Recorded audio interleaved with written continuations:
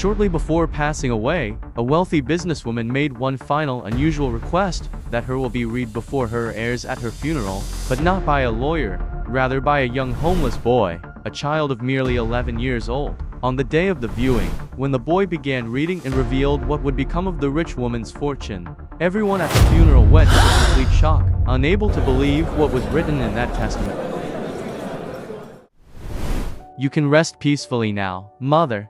There's no need to worry anymore. We're going to be just fine. You can sleep now, said Catherine, leaning against the cold metallic hospital bed frame while watching her mother's final breaths. The inflection of her voice seemed sweet enough, but her eyes told an entirely different story. There was no sadness, nor pain whatsoever. On the contrary, they carried an air of relief, as if this moment had been anticipated for quite some time. At the foot of the bed, the male heir also spoke up. That's right, Mom. Rest now. We'll never forget about you, completed Richard with the same coldness as his sister. His fixed gaze, almost lifeless, stared at the woman who no longer had the strength to even lift her head. Mrs. Margaret, a millionaire businesswoman of 63 years, breathed with great difficulty. The illness that had consumed her for years now seemed to be winning the battle. There were no longer any medications, no experimental treatments that could prolong her life. She knew her time had come to meet her maker. With considerable effort, she raised her voice slightly and murmured, "My attorney. I need to speak with my attorney." Beatrice, her younger sister who stood close by the bedside, grabbed the bed rail and tried to calm her. "My dear sister, please, be calm. Listen to your children. You don't need to worry about anything else anymore. It's time to rest. You're going to meet God, my sister. You've suffered far too much already," she said, staring intently at Margaret. But in Beatrice's words there was no true tenderness, only the same cold detachment that lingered in Catherine and Richard. Still, the millionaire, even with her weak voice interrupted by pain, insisted, "My attorney, please." The room fell silent for several seconds until the door opened gently. A nurse entered, adjusting the identification badge on her uniform.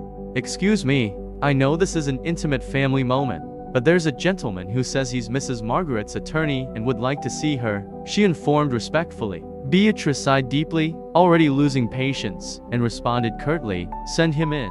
Shortly after, William appeared, a man of 42 years, well-groomed, with a serious and respectful demeanor. He carried a document briefcase in his hands. The millionaire's longtime attorney, he couldn't disguise the affection he felt for her. Upon seeing her in such a fragile state, his eyes filled with emotion. He approached the bed quickly. "Mrs. Margaret," he murmured almost in supplication. The woman extended her trembling hand, gently touching his. "Please, William, please tell me you did what I asked. I cannot die without knowing that my wish will be fulfilled," she begged with the thread of voice she had left. The words hung in the air like an enigmatic sentence. The lady's children and sister exchanged uneasy glances. None of them understood what desire she was referring to. William, however, gently squeezed Margaret's hands and with tears held back in his eyes, responded, "You can rest with a peaceful heart, Mrs. Margaret. Your final request will be honored." The millionaire closed her eyes for a moment and turned her face toward the room's window. The sun entered timidly through the white curtains, illuminating the trees outside. Among the branches, the figure of a boy appeared, standing still, gazing at the window. His eyes were also brimming with tears. Mrs. Margaret smiled tenderly, and the boy returned the smile with the same intensity. Then her eyelids grew heavy for good. The cardiac monitor let out a continuous, piercing sound. It was the unmistakable signal that Mrs. Margaret's heart was no longer beating. Her time on earth had ended. William remained motionless for several seconds, still holding the lady's cold hand, as if unwilling to let her go. Soon after, doctors and nurses rushed into the room, assessed the equipment, checked vital signs, and despite being aware of the severity, even considered resuscitation maneuvers. But Catherine was quick, placing her arm in front of them, preventing any attempt. "My mother has suffered enough already. It's time for her to rest," she stated firmly. Richard promptly agreed. "That's true, enough suffering," he said with the same cold tone. Beatrice likewise made a gesture of approval. None of them showed genuine pain or even a tear of farewell. The only one who seemed to feel the weight of the loss was William. He discreetly wiped his teary eyes, breathing deeply to regain composure. Beatrice, however, was quick to end any atmosphere of mourning. "I'm going to call the funeral home now so they can take care of everything." We need to expedite this funeral. There's much to be resolved. We need to handle the estate division as quickly as possible, she declared, already leaving the room. William took a deep breath and faced the three, indignant at such coldness. Well, I ask that you notify me of the funeral time. Mrs. Margaret was very important to me. More than a client, she was a friend. I want to attend the viewing, he said firmly. While the medical team removed the equipment, Catherine made an affirmative gesture. Of course, Mr. William, but before that we'd like to have a word with you, she responded, looking at the attorney meaningfully. Beatrice and Richard immediately understood the intention behind the young woman's words. Margaret's son went straight to the point. We want to know about what my mother was discussing with you there in the room before she died. What was this final request? William remained quiet, thinking about his response, but Beatrice didn't let the silence linger. She stepped closer to the attorney, raised her chin, and insisted firmly. Exactly. What did my sister want? We didn't want to ask near the doctors and nurses. But now that we're outside the room, tell us, Mr. William, what was this last wish of my sister? The hospital corridor was filled with that tense atmosphere. The white lights reflected on the serious faces of the four individuals. William, with the document case pressed against his chest, looked at each one of them, without hurry. He took a deep breath before responding, looking directly at them. Well, I cannot speak now, but rest assured you'll know soon enough. Catherine, impatient, crossed her arms and rolled her eyes. Her tone was full of irritation. You know we don't like waiting, William. It's about the inheritance, isn't it? About mother's will. Richard narrowed his eyes, following his sister, as if wanting to pressure the attorney together. But William maintained his calm, even in the face of their evident anxiety. Yes, it's about the will, he confirmed, nodding his head. But I cannot say anything more at this moment. As I mentioned previously, you'll know everything soon. He paused briefly, adjusting his tie before concluding. Now, if you'll excuse me, I need to go. We'll see each other shortly at the viewing and the reading of the will. The attorney walked away, his firm steps echoing through the corridor. The three, out of pure politeness, waved goodbye. But as soon as he disappeared from sight, Richard couldn't hold back the bitter comment. I think this whole surprise business is a complete drag. Why not just say it already? Beatrice, more experienced, placed her hand on her nephew's shoulder, trying to appease his impatience. Calm down, Richard, it's probably nothing. Actually, I can even imagine what this last request of my sister might be, she said, pausing briefly. The two turned their eyes to her, attentive, and Beatrice continued with a confident air. Margaret always worried so much about us. Her last request is simple, that all her fortune be divided equally among the three of us. After all, we're her family. She was just making sure everything would go as expected after her death. Catherine let out a long sigh, almost of relief. Oh, I hope that's it. But now, speaking seriously, Mother's death was a relief. These past months, she was becoming increasingly dependent and annoying. I couldn't stand having to worry about all that care anymore, she vented without remorse. Her brother agreed immediately, nodding his head. It really was. If I had to take her home again for one more week of treatment, I don't know if I could have handled it. She was so clingy. Beatrice, with a half smile, made sure to add, my dears, that's just how it is. Sick people need so much attention and don't realize that others also have to live their lives. It was better this way that your mother died. Now at least she rests in peace. And we, Catherine interrupted with a wide smile, her eyes almost gleaming with excitement. We get to enjoy the fortune she left for us. Richard also broke into a cynical smile, completing with enthusiasm. I'm already imagining where our first trip will be. The three walked through the hospital laughing, cackling like hyenas. The sound of their laughter echoed through the silent corridor, starkly out of place in the environment marked by death. It was difficult to believe that these people had just lost a mother and a sister. For Catherine and Richard, their very own mother. For Beatrice, her blood sister. But their demeanor carried no mourning whatsoever.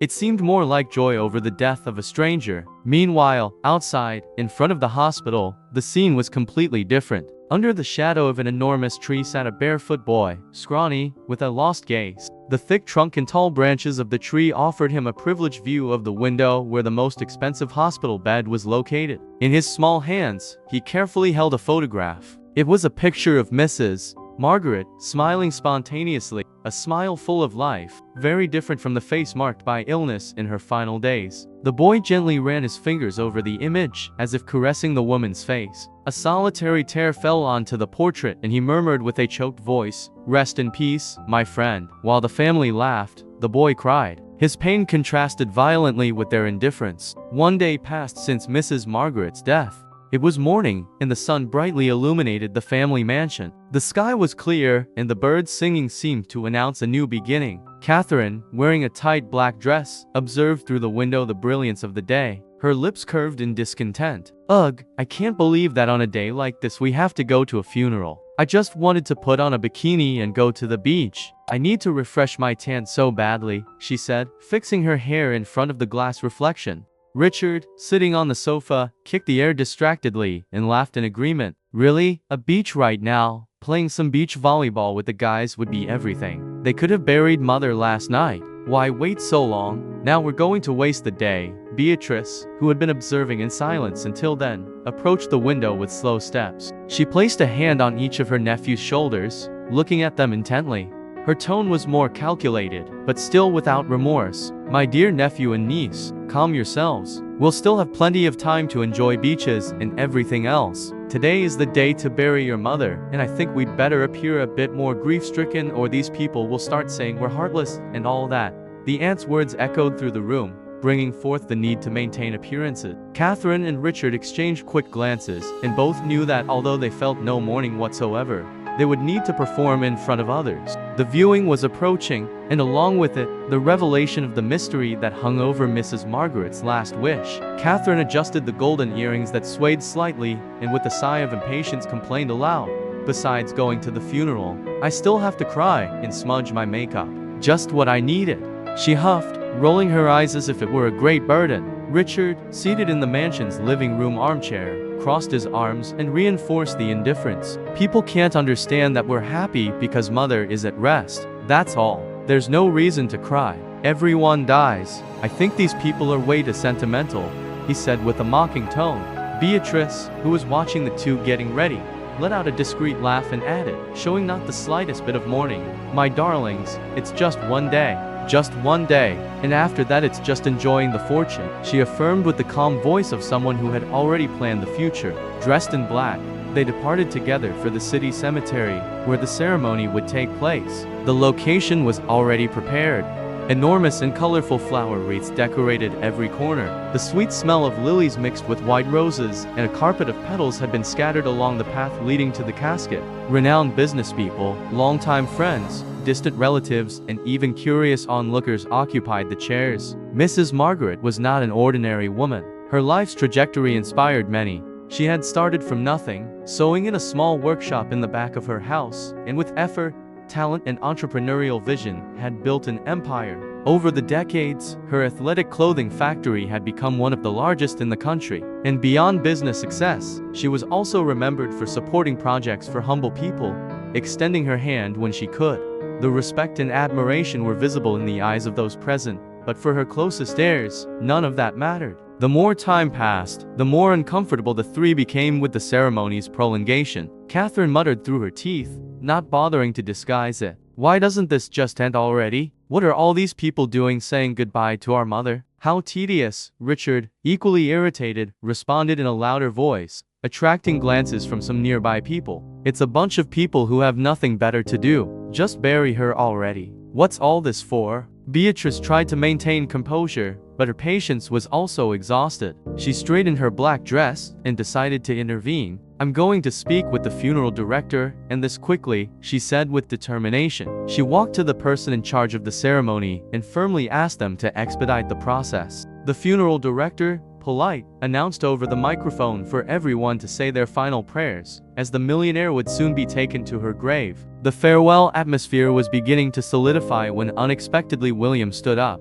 The attorney walked to the improvised podium, requested the microphone, and faced the crowd. His tone was firm but laden with respect. Excuse me, before our beloved Mrs. Margaret's burial, there's something that must be done, he declared, raising a leather briefcase. A murmur ran through those present. Beatrice, uncomfortable, furrowed her brow and muttered almost to herself, "But what is this?" As if he had heard, William responded immediately, projecting his voice so everyone could hear. "This is Mrs. Margaret's will. Before passing away, she made one final request of me." The attorney took a deep breath and made a brief pause. Then he continued. "She asked that the will be read in a different manner. Instead of being revealed only before the family in a private hearing, She made it clear that it should be read here. On the day of her funeral, before all those present, the audience looked at each other in surprise. It was unusual, even strange, but no one dared question. The children and sister of the deceased also appeared confused, but deep down they believed it was just another way for Mrs. Margaret to display her public generosity, confirming that everything would go to them. Catherine, unable to contain her anxiety,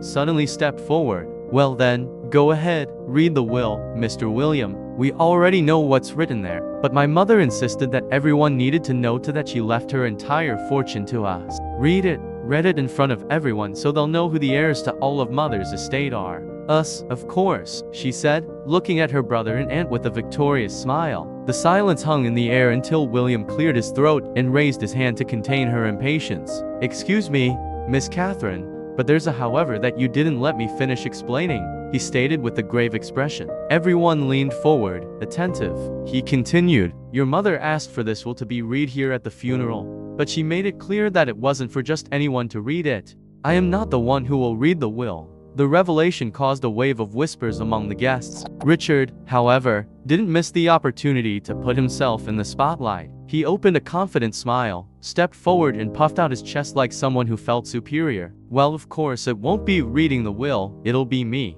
I'm her male heir, the firstborn too," he declared with a triumphant air.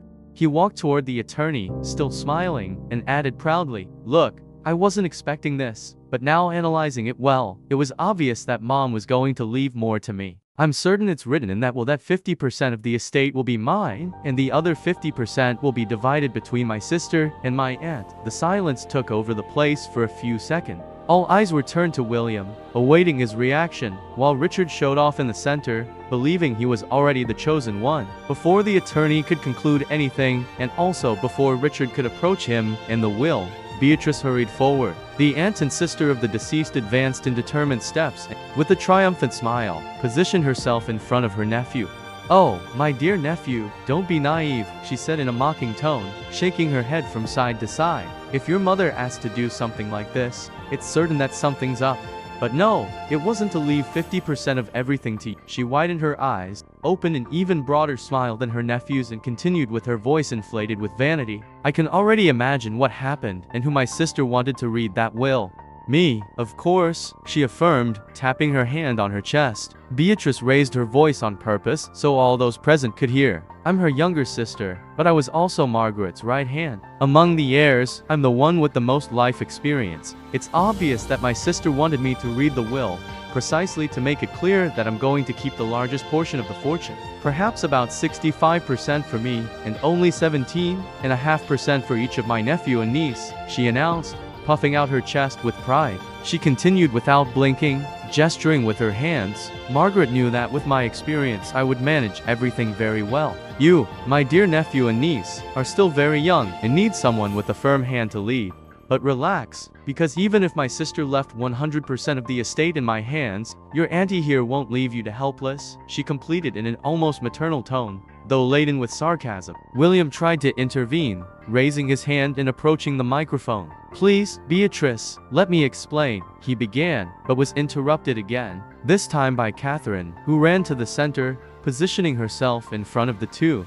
The young woman let out a mocking laugh that echoed through the funeral hall. "Ha, don't make me laugh. You, Richard, and you, Auntie, must be completely insane," she exclaimed with her face reddened from laughing so much. "It wasn't one thing or the other. Mother wanted me, her princess, her youngest daughter, to read the will. She always knew I'm the most level-headed." She raised her chin, crossed her arms and completed with a haughty air. "Besides everything, I studied business administration. I'm the most experienced of everyone here. I'm going to take control of Mother's estate. In my opinion, the division must have been 75% for me and 12.5% for each of you. Or maybe, as you yourself said, and Beatrice, Mother left 100%.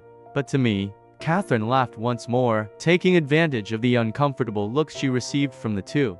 "But don't worry, I won't leave either of you helpless," she added, making an exaggerated curtsy. It was at that moment that chaos was unleashed. The heirs, previously united in indifference, were now at war. One accused the other, each trying to position themselves as the true chosen one of the deceased. Voices overlapped. The mourning environment was replaced by a shameful dispute. Some of those present covered their mouths in shock, Others whispered among themselves, and some simply shook their heads in disgust. The atmosphere was one of astonishment. William, already tired of the discussion that was taking on embarrassing proportion, slammed his hand on the podium and shouted with all the force he had, "Enough! Stop this, for God's sake!" The silence was instantaneous. Everyone fell quiet, surprised by the attorney's explosion of authority. He took a deep breath and, facing the three directly, declared in a firm voice, "Mrs. Margaret, she didn't want any of you to read the will. That's the truth." The revelation made the three heirs step back at the same time, as if they had taken an invisible blow. Beatrice was the first to react, with a furrowed brow and trembling voice of indignation. "What do you mean? What are you talking about?" William adjusted his tie, maintaining the posture of someone who was simply doing his duty. "Mrs. Margaret made a request of me before passing away, and I'm here to fulfill it. Let the person responsible for reading this will enter," he announced. All eyes turned to the entrance of the hall. The heavy silence was broken only by the slow creak of the wooden door opening, and then an unexpected figure appeared, leaving everyone speechless. It was a thin boy, with simple, worn clothes, some torn. His face bore the marks of the street, dust, small scratches, and disheveled hair. His feet were nearly bare, protected only by old sandals. His appearance left no doubt. This was a homeless person, a boy who survived on the margins of society. Catherine was the first to react, raising her voice in a tone of repulsion. "But what is this beggar doing here?" Richard also couldn't hide his shock, widening his eyes and ranting, "What kind of joke is this? Who let this filthy creature into Mother's funeral?" Beatrice, however, remained more contained. Her gaze ran to William, completely intrigued, seeking a plausible answer. "But what's happening here? How did they allow a creature like this to invade the funeral of a figure like my sister, an icon of high society?" she asked, nervous and suspicious. And it was at that instant that William smiled discreetly, took a deep breath, and made the revelation that would change the course of that funeral. "This person you're seeing, ladies and gentlemen, is Tommy. And yes, he's a young homeless boy, but more than that, he's the one chosen by Mrs. Margaret to read her will. He was invited by her herself to be here before her passing." A murmur of surprise ran through the entire hall. Some looked at each other in disbelief. Others wrinkled their noses with visible prejudice. The presence of the boy seemed to disturb, shock, and at the same time awaken curiosity. Tommy, however, walked with firm steps, without lowering his head.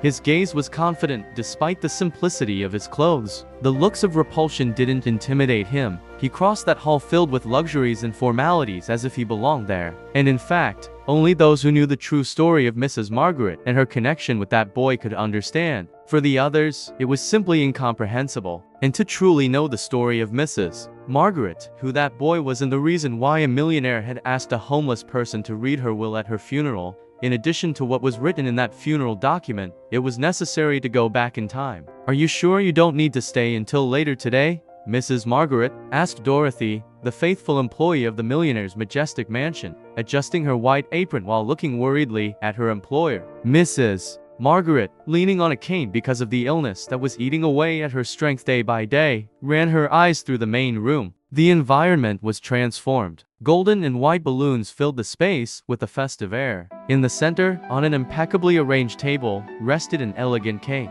On top of it, two candles, one with the number 6 and another with the number 3, 63 years. A date that should be celebrated with joy.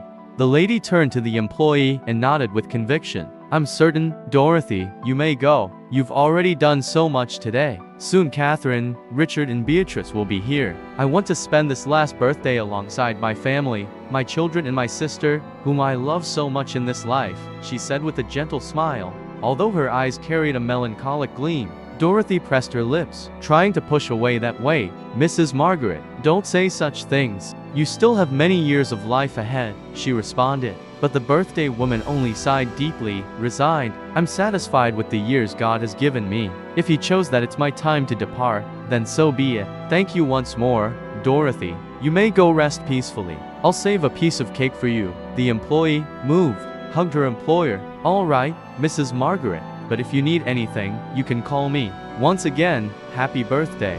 And please, get rid of that silly idea in your head that you're going to die soon." Margaret thanked her with a warm smile, but inside she knew.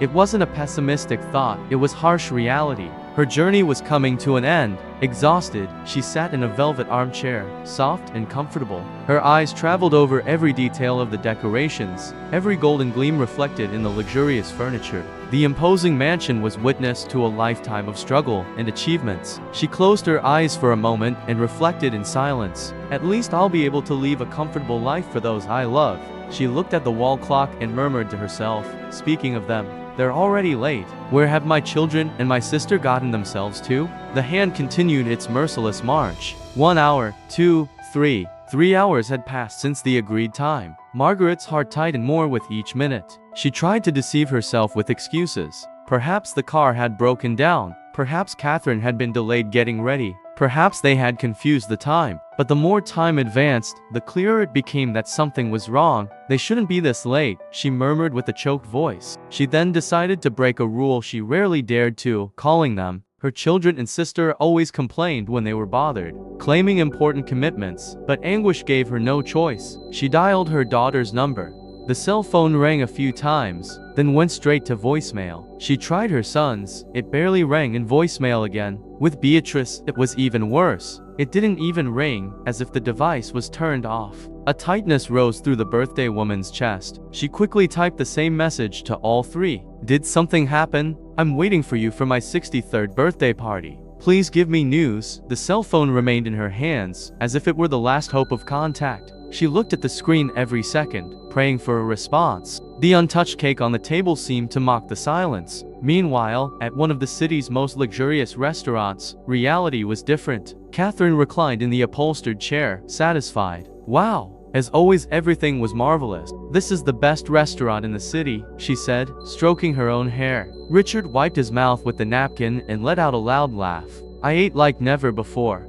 Now to make it better, only a night out is missing. Are you up for it, sis? He asked, winking at his sister. Catherine raised her wine glass and cackled. Is that even a question, Richard? Of course I'm up for it. I'm going to drink and dance until the sun comes up. Then the young woman turned to her aunt with a provocative air. And you, Aunt Beatrice? Come on. Beatrice gave a calculated smile but shook her head. I might go, but I can't guarantee I'll stay until sunrise. Tomorrow I have to take care of some paperwork at the company. See if your mother finally gives me that power of attorney before she dies. Catherine let out an impatient sigh and, rolling her eyes, shot back. Oh, that annoying old woman never dies. Good grief. So much time sick and she still manages to stay on her feet. At that moment, her cell phone vibrated on the table. The spoiled girl picked up the device and, upon looking at the screen, saw her mother's name flashing. She widened her eyes but quickly rolled them with disdain. And speaking of her, she's calling me. I'm not going to answer to hear that boring work talk, she said, hanging up the call without even thinking twice. Her smile returned quickly while the cell phone remained there, ignored. Next, Richard picked up his cell phone and saw his mother's name flashing on the screen. Without hesitating, he immediately hung up. If you're not going to answer, neither am I, he said, looking at his sister with a cold smile. Beatrice, for her part, was even quicker. Knowing that after the children the sister would certainly call her, she put her cell phone in airplane mode. There, now she won't bother us, she declared with an almost amused tone. Catherine and Richard exchanged complicit glances and began to laugh. You should have been our mother, Aunt Beatrice, the young woman mocked. Richard agreed with a nod and reinforced without the slightest shame. You understand us. You know what enjoying life is. Quickly, the two imitated their aunt, putting their cell phones in airplane mode, to not even receive a message from Margaret. It was as if the sick woman didn't exist. Worse, completely oblivious to the important date, her birthday, a party that the millionaire had prepared just for them, commenting days before about her desire to spend her last birthday alongside her children and sister, the only ones who carried her blood. Poor Margaret, she little knew the despicable creatures she had raised, nor the heartless sister she had by her side. While the three continued animated toward a party, Mrs. Margaret, alone in the house, let a tear roll down her face. As much as she tried to convince herself that there was a reason for her children's and sister's absence at that moment, her heart knew the truth. They didn't care about her, but still she tried to deceive herself. With difficulty, she leaned on her cane and stood up. She began to walk slowly toward the bedroom, leaving behind the festive scenery, balloons, untouched cake, arranged table. Everything seemed to lose meaning. Upon lying down, her eyes were already brimming. A flashback invaded her mind. Happy moments alongside her children when they were still small, when there was sincere laughter, games, hugs. She remembered how she had sacrificed herself to give them the best. But soon after came the memories of recent years, years of abandonment, solitude, and growing coldness. Since the passing of her husband, Gerald, the emptiness only increased. "Oh, my God, take me soon to be near my dear Gerald. Take me because I'm no longer happy on this earth," she whispered, gripping the pillow tightly. Meanwhile, outside that comfort walked a thin and scrawny boy. His clothes were torn, his shoes worn, and his small body seemed to carry the weight of the world. He walked under the yellowish light of the street lamps, looking at the mansions around him in that upscale neighborhood. Everything there contrasted with his poverty. "Will I ever live in a place like this someday?" he murmured to himself. His name was Tommy. Despite his young age, he carried a harsh story. He had been born on the streets, son of a single homeless mother, who years later passed away, leaving him completely alone. Since then, he had learned to survive in abandonment in the cold of life without a home. That night, as he walked, he heard a familiar sound, the sound coming from his belly, the rumble of hunger. "Ah, today I haven't eaten anything and it seems I won't have luck in this rich neighborhood either," he said with a tone of resignation. He looked to one side, then the other. He didn't see even a trash can that might contain a forgotten piece of bread. He had spent the entire day searching for food, begging, but nothing. No one had offered him even a candy. His weak legs couldn't take it anymore. He leaned against the wall of a splendid residence, letting a tear roll down his face. He wanted to cry out loud, wanted to give up. He was tired of that suffering, but in an almost superhuman effort, he took a deep breath and murmured, "No, I can't give up. I can't." He leaned his body forward, shaking himself, trying to regain his spirit and move forward. Even so small, even in the face of everything he had been through, the boy had a motto he repeated to himself: never give up, because one day God blesses. It was then that something caught his attention. A few steps ahead, the same mansion against which he had just leaned. This time, however, he was in front of the residence's splendid gate. His eyes widened. Through the window's glass he could see a table full of food, an imposing cake and golden balloons with the numbers 6 and 3. 63 years. There's going to be a party there today. So much delicious food. If I could eat just one of those appetizers, he said to himself, almost in a whisper. His eyes gleamed with desire, but soon turned to another point. There was a trash can inside the house's yard, overflowing with garbage. Among empty boxes, probably the ones that brought the appetizers, one detail stood out. Inside one of them was a forgotten appetizer, whole. For many, just an insignificant piece. For Tommy, that meant fooling the hunger that had been gnawing at him for 2 days, since his last meal. "My God, I can't believe it. They threw one away," he exclaimed in disbelief. But there was a problem. The trash can was inside the residence. Jumping into other people's houses without permission was something he never did. His mother, before dying, had taught him not to steal. But the hunger was so great, so overwhelming, that he began to consider it. They're not going to eat that appetizer anymore. If I jumped in really quickly and grabbed it, no one would notice, he thought, placing his hand on his empty stomach. But soon he murmured to himself, closing his eyes, "No, I can't. It's wrong." The young boy struggled against himself, between the ethics he had inherited and the brutal need to survive. "But asking isn't wrong," murmured Tommy to himself, trying to encourage himself. With his small, calloused hands, he began to clap in front of the imposing residence. Timid, weak claps, but loaded with hope. Throughout the day, he had asked for food in various places and had heard countless no's. But, as always, he repeated to himself, "I already have the no. All that's left is to try for the yes." Inside the mansion, the environment was quite different. Mrs. Margaret was still lying in her bed, with tears streaming down her wrinkled face. Sleep wouldn't come, only painful thoughts. It was then that she heard clapping, gentle clapping, coming from the gate. Startled, even weakened, she rose with unusual speed, leaning on her cane. Her heart raced. Who could it be? Could it be my children and my sister? Did they forget their key? I knew it. I knew they hadn't abandoned me, she said to herself, allowing a spark of hope to emerge amid the loneliness. Animated, believing that the family had finally arrived, she walked with difficulty to the door. She opened it with trembling hands, but the scene before the gate was not what she expected. There stood a child, a scrawny boy, dirty and torn clothes, skin marked by poverty, large bright eyes, but full of need. "Ma'am, sorry to bother you. It's just that I wanted to ask for something," said young Tommy. Margaret, confused, approached a bit more while he completed, I saw that there's going to be a party at your house and there's an appetizer thrown in the trash. I think you're not going to use it. Would you possibly give it to me? I'm so hungry." The request struck the millionaire. She looked at the trash can, then back, where the abundant table still rested, full of untouched delicacy. She swallowed hard and turned her gaze back to that boy. She had always been known for her generous heart, for her good deeds, for her solidarity. And to think that a child lived that way, begging for leftover food, squeezed her chest. "I'm going to get some food for you, my young one. I won't give you the one from the trash, but I'll prepare a plate with fresh appetizers and also a piece of the cake," she responded firmly, her voice laden with tenderness. The boy's eyes shone, his heart raced with joy. Still, he shook his head politely. "I thank you very much, but just the appetizers are fine. You don't need to cut the cake. The guests haven't even arrived yet. You can't cut the cake before," he explained, trying to be respectful. "Mrs. Margaret lowered her gaze, sighing. "The guests won't be coming, unfortunately. I think my children and my sister forgot about my birthday. There's no problem with me cutting the cake and giving you a piece," she confessed with a trembling voice. Tommy's eyes widened in shock. "Wait, you prepared this banquet and no one is coming to your birthday party? Is that right?" Mrs. Margaret's eyes welled up again. Before she could respond, the boy completed quickly, with sincere emotion.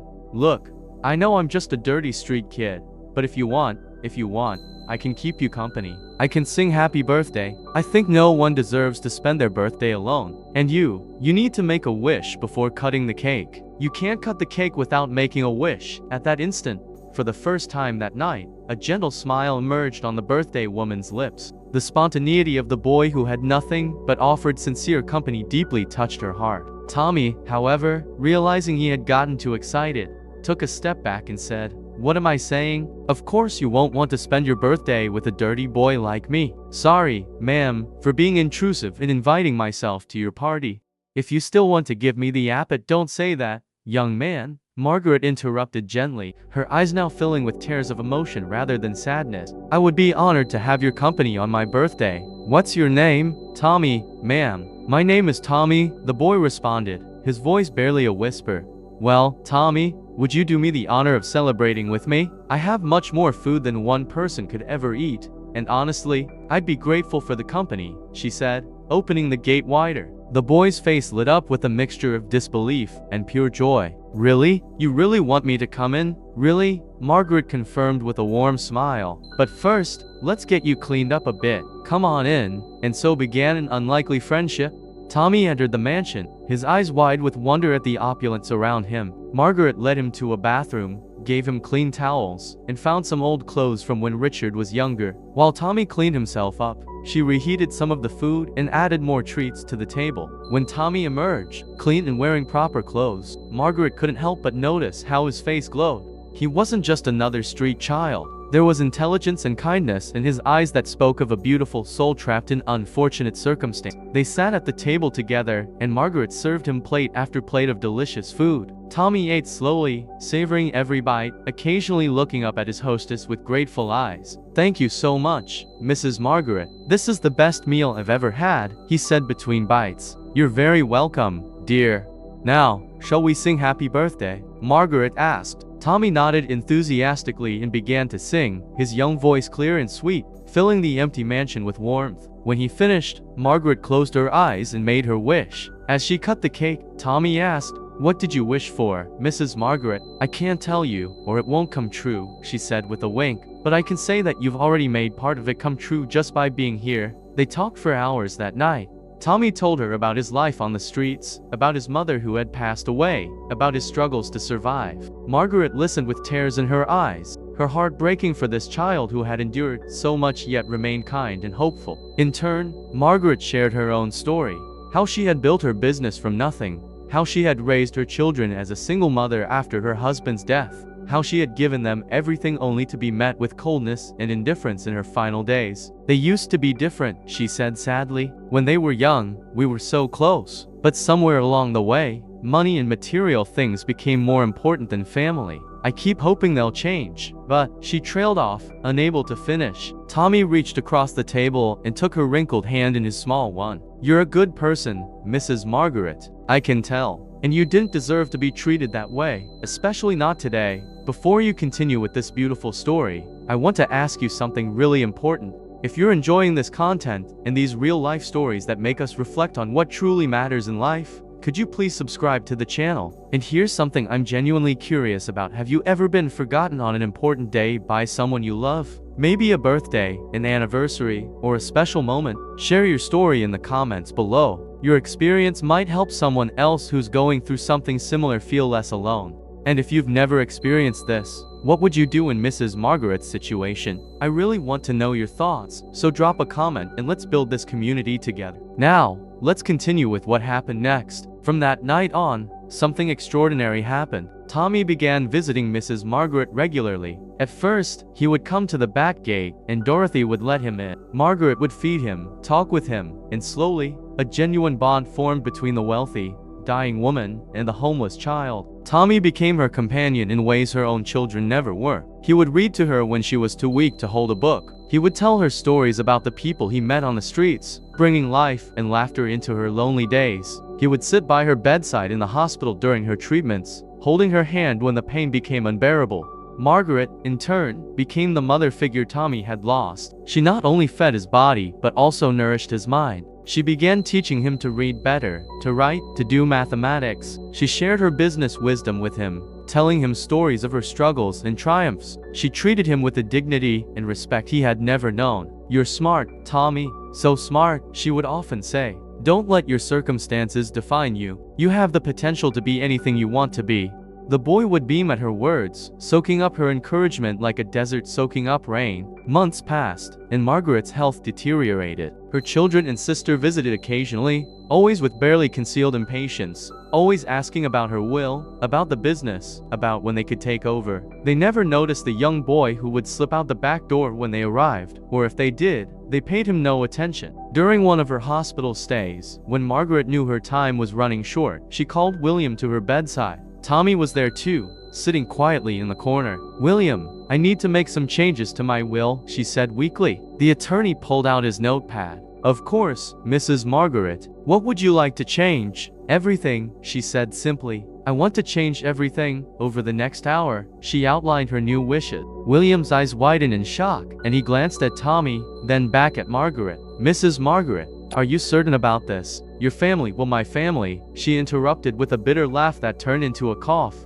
"has shown me exactly how much I mean to them. Tommy has shown me more love in these past months than they have in years." "Yes, I'm certain," she continued with her instructions, including one final, unusual request. "And William, I want Tommy to read the will at my funeral, in front of everyone." "Ma'am, that's highly irregular. I don't care," Margaret said firmly, with more strength than she'd had in weeks. "They need to hear it from him. They need to see the boy they ignored, the child they looked past, who turned out to be worth more than all of them combined. Promise me, William. Promise me you'll make this happen." William, moved by his client's passion and understanding her reasoning, nodded. "I promise, Mrs. Margaret. I'll make sure your wishes are honored exactly as you've stated." Tommy, who had been listening quietly, approached the bed with tears in his eyes. "Mrs. Margaret, you don't have to hush, child," she said gently, reaching for his hand. "You've given me something precious in my final days. You've given me hope, companionship, and proof that goodness still exists in this world. Let me give you something in return." The days that followed were Margaret's last. Tommy visited every day, and on her final evening, he climbed the tree outside her hospital window so he could see her one last time. When she spotted him among the branches, she smiled, and he smiled back, both knowing it was goodbye. Now, back at the funeral, Tommy stood at the podium, the will in his trembling hands. The guests leaned forward, curiosity and shock written on their faces. Catherine, Richard, and Beatrice stood frozen, their faces twisted in confusion and growing dread. William nodded encouragingly at the boy. "Go ahead, Tommy. Read it." Tommy cleared his throat, his young voice steady despite the magnitude of the moment. "I, Margaret Elizabeth Thornton, being of sound mind and body, do hereby declare this to be my last will and testament," he began. The crowd was silent, hanging on every word. "To my daughter, Catherine, who complained about my neediness when I was dying, who couldn't spare even a few hours to celebrate my last birthday, I leave the sum of $1, so she cannot claim she was forgotten." Catherine gasped, her face turning red with rage and humiliation. "To my son, Richard, who found my illness inconvenient and my company burdensome, who valued a beach party over his dying mother's birthday, I leave the sum of $1 for the same reason. Richard's mouth fell open, his face draining of color. To my sister, Beatrice, who saw me only as a source of power and money, who encouraged my children's neglect and schemed to take control of my business before I was even gone, I leave the sum of $1. Beatrice swayed on her feet, grabbing onto a chair for support. Tommy continued, his voice growing stronger. To Dorothy, my faithful employee who showed me more care and concern than my own family, I leave the sum of $500,000 and a lifetime pension, so she may retire in comfort. A murmur of approval rippled through the crowd. Dorothy, standing in the back, burst into tears of gratitude. To William, my trusted attorney and true friend, who stood by me with integrity and kindness, I leave the sum of $300,000. William bowed his head, wiping his eyes. The remainder of my estate, including my mansion, my business holdings, my investments, and all other assets, which amount to approximately $52 million, I leave in trust to Tommy, the young homeless boy who showed me more love, respect, and genuine care in a few short months than my family showed me in a lifetime. The funeral erupted in chaos. Catherine screamed, "This is insane. He's a street rat. This can't be legal." Richard lunged forward, but William stepped between him and Tommy. "You can't do this. We'll contest it. We'll fight this in court." Beatrice shrieked. William raised his voice. "The will is ironclad. Mrs. Margaret was of sound mind, and I have multiple witnesses to attest to that, including 3 doctors. She knew exactly what she was doing. And before you embarrass yourselves further, you should know that she also left video testimony explaining her decision, which I will gladly present to any court." Tommy, still holding the will, continued reading the final paragraph, his voice now choking with emotion. "To Tommy, who asked for nothing but gave me everything, who saw me as a person and not a source of money, who held my hand in my darkest hours and brought light into my final days, I leave not just my wealth, but my hope. My hope that you will use these resources to build a better life, to get an education, to help others as you help me. You, dear child, restored my faith in humanity. You showed me that family is not always about blood, but about love, respect, and genuine care. William will serve as trustee until you turn 21, but he has instructions to provide for your every need, to ensure you receive the finest education, and to support any charitable endeavors you wish to pursue. You, Tommy, are my true heir in every way that matters. Live well, be kind, and never forget that you are worthy of every good thing that comes to you. With all my love, Margaret Elizabeth Thornton." By the time Tommy finished reading, there wasn't a dry eye in the funeral hall, except for the 3 scorned relatives who stood in stunned, furious silence. The other attendees began to applaud, slowly at first, then building to a thunderous ovation. People approached Tommy, patting his shoulder, shaking his hand, welcoming him. Catherine, Richard, and Beatrice stood isolated, the object of disgusted stares and whispered condemnation. Their greed and cruelty had been exposed before the entire community, and they would never live it down. As for Tommy, he carefully folded the will, placed it back in William's briefcase, and walked to Mrs. Margaret's casket. He placed his small hand on the polished wood and whispered, "Thank you, my friend. I promise I'll make you proud. I'll use this gift to help others, just like you helped me. Rest in peace." The guests filed out slowly, leaving the 3 relatives alone with their shock and rage. Outside, William put his hand on Tommy's shoulder. "She really did love you, you know." "I know," Tommy said, tears streaming down his face. "And I loved her too. That's why this doesn't feel like winning. It feels like losing someone precious. That's exactly why she chose you," William said gently. "Because you understood what really mattered. Now, let's talk about your future." Mrs. Margaret left very detailed instructions, and we have a lot of work to do. As they walked away from the funeral home, Tommy looked back one last time. Through his tears, he smiled. Mrs. Margaret had given him more than money. She had given him validation, education, opportunity, and most importantly, she had shown him that he was worthy of love. And he would spend the rest of his life honoring her memory by becoming the man she believed he could be. Years later, Tommy graduated from one of the finest universities in the country with a degree in business and social work. He transformed Margaret's company into an even more successful enterprise. But with a mission, 20% of all profits went to programs for homeless children and families. He built shelters, funded education programs, and personally mentored dozens of young people who had lived the life he once lived. He never forgot where he came from, and he never forgot the dying woman who saw value in a hungry street child. As for Catherine, Richard, and Beatrice, they did attempt to contest the will. They hired expensive lawyers and dragged the case through court for 2 years. But every judge who reviewed the case saw the video testimony and heard the evidence sided with Mrs. Margaret's final wishes. The three relatives became pariahs in their social circles, known forever as the ungrateful family who lost everything because they couldn't be bothered to show basic human decency to a dying woman. Eventually, they faded into obscurity, bitter and diminished. The story of Mrs. Margaret and Tommy became legendary in their city.